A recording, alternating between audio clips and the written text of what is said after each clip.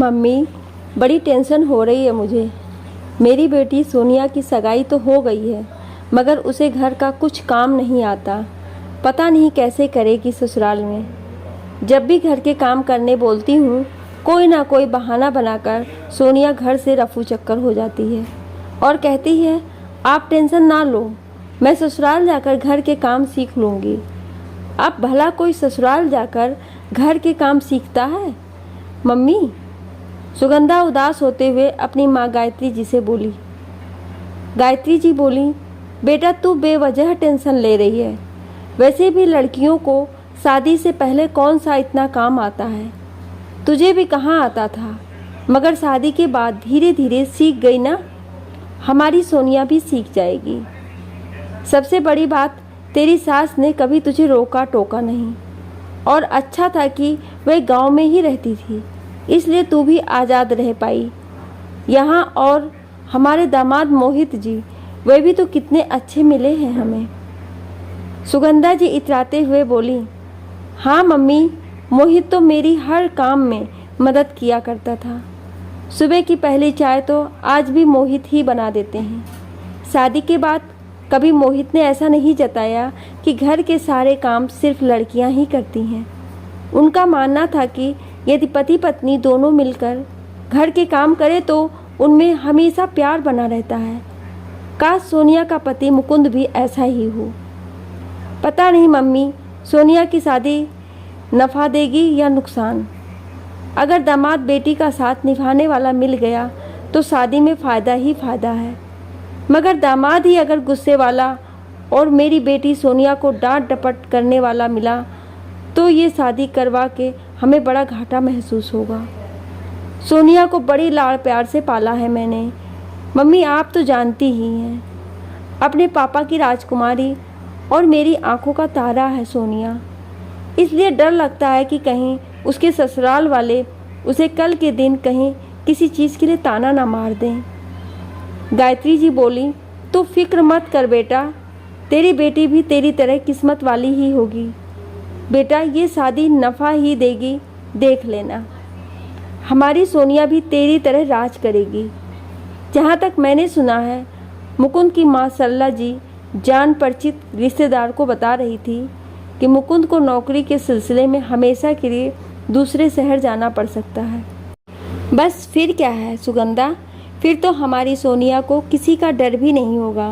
बिल्कुल आज़ाद ज़िंदगी होगी उसकी। वहाँ कौन देखने आने वाला है। वहाँ सोनिया ने क्या खाना बनाया, और मुकुंद भी अपने घर से दूर रहेगा तो सोनिया के घर के कामों में मदद कर लिया करेगा।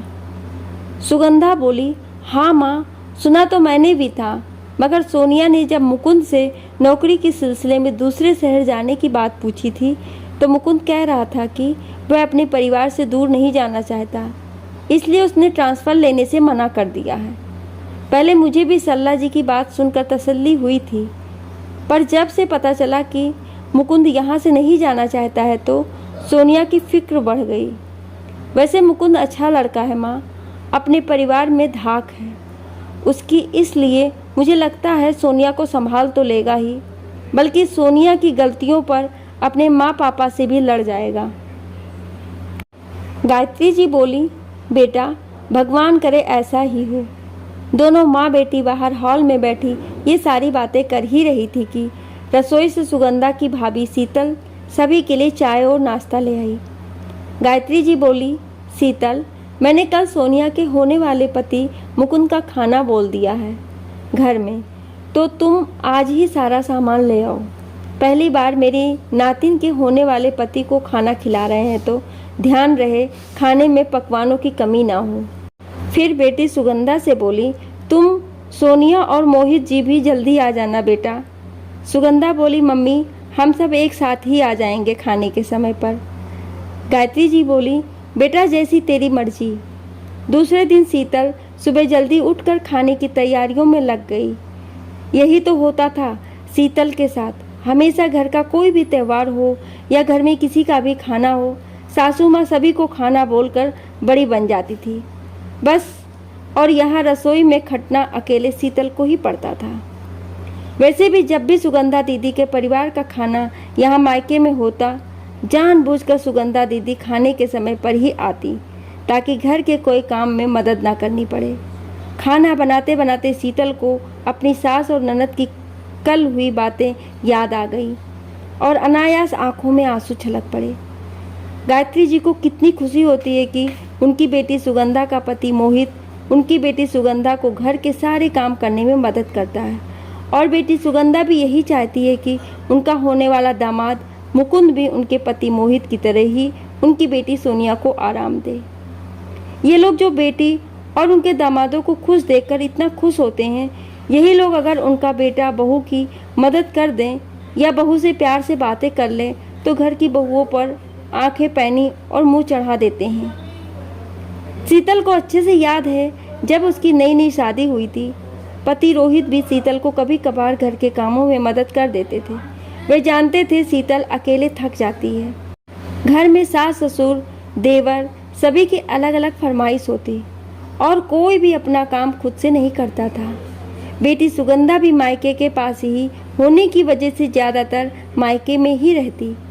उनके सास ससुर गांव में रहते थे, जिस वजह से उनका उठना बैठना मायके में ज़्यादा था। सुगंधा भी आकर बस अपनी मम्मी से बातें करती, कभी भाभी को रसोई में हाथ नहीं बटाती और खाना खाकर रवाना हो जाती। गायत्री जी की अपनी शादी की सालगिरह हो या देवर ननद का जन्मदिन, सभी अवसरों पर गायत्री जी अपने घर में ही नाते रिश्तेदारों को खाने पर निमंत्रण दे देती। शीतल को सारा खाना अकेले बनाना पड़ता। पति रोहित सब्जी काटना या सलाद काटना, सभी रिश्तेदारों के लिए ठंडाई बना देना जैसे घर के छोटे मोटे काम कर दिया करते थे। दोनों माँ बेटी ने जब रोहित को शीतल की मदद करते देखा तो दोनों को बर्दाश्त नहीं हुआ। दोनों माँ बेटी ने रोहित के ऑफिस जाने के बाद शीतल को जी भर के सुनाया। सुगंधा बोली, भाभी आप मेरे भाई से ऐसे के काम करवाती हैं, अच्छा लगता है क्या? लड़कों का काम है ऑफिस संभालना, पैसे कमाना, ना कि अपनी बीवी के इशारों पर नाचना। गायत्री जी भी कहाँ पीछे रहने वाली थी। वो बोली, बेटा शादी के बाद जोरू का गुलाम बना दिया है इसने मेरे बेटे को। ये जो कहती है वही करता है रोहित, पता नहीं क्या जादू करती है। सुगंधा बोली, औरतों के काम औरतों को ही शोभा देते हैं, मर्दों को नहीं भाभी। शीतल उस समय कुछ ना बोली, बस रसोई में काम करती रही। वह बात को आगे नहीं बढ़ाना चाहती थी, मगर रात को अपने कमरे में आकर खूब रोई। मायके में कभी शीतल को इतना काम नहीं करना पड़ा था, उसे भी घर के काम ठीक से आते कहाँ थे, लेकिन ससुराल में आते ही जैसे सारी जिम्मेदारियों को शीतल पर ही पटक दिया गया हो। ऐसे में रोहित शीतल की हल्की फुल्की मदद कर दिया करते थे। शीतल नाश्ता बना रही हो तो रोहित चाय बना देते। गायत्री जी और सुगंधा खुद तो शीतल को कुछ काम नहीं करने लगते थे, उल्टा शीतल पर ही आज इतने तंज कस दिए थे। शीतल ने कभी कोई कमी नहीं रखी थी, सास ससुर की शादी की वर्षगांठ हो या देवर ननद का जन्मदिन हो, होटल जैसा खाना बनाकर खिलाती थी सबको। मगर आज सास ननद की बातें चुभ गई थी शीतल को। शीतल रोहित से बोली, कल से आप रसोई में नहीं आओगे।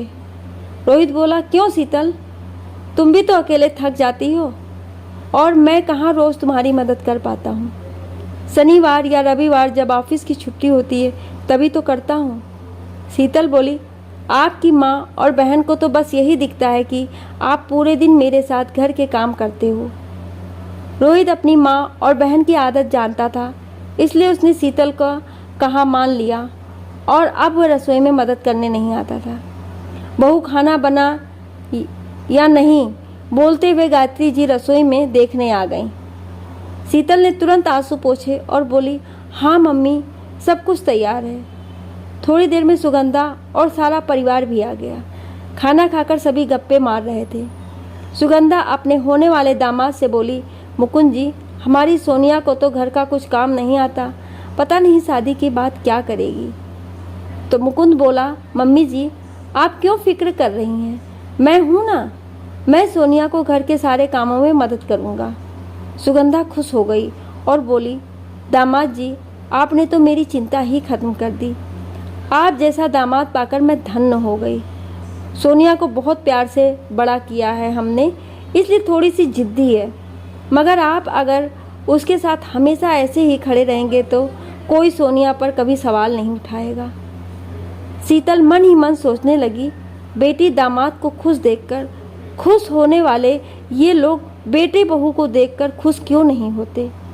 हर बेटी अपने माँ बाप के घर नाजों से ही पलती है। सभी माता पिता अपनी बेटी से बहुत प्यार करते हैं। बस कोई प्यार नहीं करता तो वो होते हैं उसकी अपनी ही सास और ननद। और अगर सासू माँ और उनकी बेटी के हिसाब से शादी के बाद अगर दामाद बेटी के घर के कामों में मदद करें तो उसकी शादी नफ़ा वाली मानी जाती है। तो मेरी नफ़ा वाली शादी को दोनों ने मिलकर झंड क्यों बना दिया। आज सभी को यूं हंसते देख शीतल भी चुप रहने वाली नहीं थी, वह भी बोल पड़ी। जैसी सोच मायके वाले अपनी अपनी बेटी दामाद के लिए रखते हैं, काश वैसी ही सोच बेटी के ससुराल वाले भी उसके लिए रखें तो घर जन्नत बन जाता है। मैं तो प्रार्थना करती हूँ कि हमारी सोनिया की सास और ननद भी सोनिया के लिए ऐसी ही सोच रखे, वरना कहीं हमारी सोनिया की नफ़ा वाली शादी नुकसान में ना परिवर्तित हो जाए। ऐसा लगा मानो गायत्री जी और सुगंधा के मुंह पर किसी ने तमाचा मार दिया हो। एक खामोशी छा गई, मानो जैसे इतने सालों बाद सासू माँ और ननद रानी को अपने किए सारे कुकर्म याद आ गए हों और उन्हें ये याद दिलाकर शीतल के कलेजे को ठंडक मिल गई हो। दोस्तों, अक्सर घरों में ये देखने मिल जाता है कि ससुराल वाले अपनी बेटी दामाद को खुश देखकर बहुत खुश होते हैं, मगर उसी के विपरीत अपने ही बेटे बहू को खुश देखकर उन्हें खुशी महसूस नहीं होती, बल्कि ईर्ष्या उत्पन्न हो जाती है, जो कि आगे जाकर उनकी बहू पर प्रत्यक्ष अप्रत्यक्ष रूप में बाहर आती है। हमारे समाज में आज भी ऐसी कुंठित सोच वाले लोग मौजूद हैं। आपकी क्या राय है, हमें कमेंट करके ज़रूर बताएं और ऐसी ही कहानियाँ सुनने के लिए हमें सब्सक्राइब करें। Thank you.